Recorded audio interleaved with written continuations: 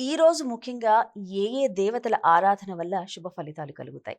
నిజానికి ఈ మాఘ పౌర్ణమిలో విశేషించి భగవదారాధన ఏదైనా చేయవచ్చు. అందులో ప్రధానంగా సూర్యారాధనే చెప్పబడింది. హ్మ్. ఏష బ్రహ్మాచ విష్ణుశ్చ శివస్కంద ప్రజాపతి. సూర్యుడే ప్రతిదానికి కూడా ఆయన యొక్క శక్తే కీలకం. ఆయనే బ్రహ్మ, ఆయనే విష్ణువు, ఆయనే మహేశ్వరుడు, ఆయనే స్కందుడు, అలా అన్ని ఆయన స్వరూపాలే. నిజానికి ఒక గమ్మత్తు పరిశీలనం చెయ్యండి. అసలు మన యుగ ప్రమాణం వచ్చిందే సూర్యుడి దగ్గర నుండి. సూర్యుడి యొక్క వ్యాసము అనగా డయామీటర్ అని చెప్పి నొక్కండి, మైల్స్లో కొడితే 64 లక్షల మైళ్ళు అని వస్తుంది.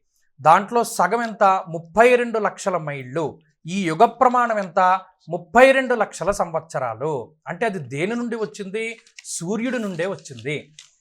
దీనికి ఇంకా కలుపుతూ వెళితే మిగతా యుగ ప్రమాణాలన్నీ వస్తాయి. ఇక్కడ పగలు రాత్రి ఏర్పడాలి అన్నా, ఋతువులు రావాలి అన్నా, శరీరం పోషింపబడాలి అన్నా దేనికైనా సూర్యుడే ఆధారము. కాబట్టి ఈ పౌర్ణానికి చేసేటువంటి సూర్యారాధన అక్షయమైనటువంటి ఫలితాన్ని ఇచ్చి శరీరారోగ్యాన్ని ఆయన కలిగిస్తాడు. ఎందుకు? ఆత్మశత్రుత్సాహ వనపర్వదాది పితృకారకో సూర్య అన్నది వేదం.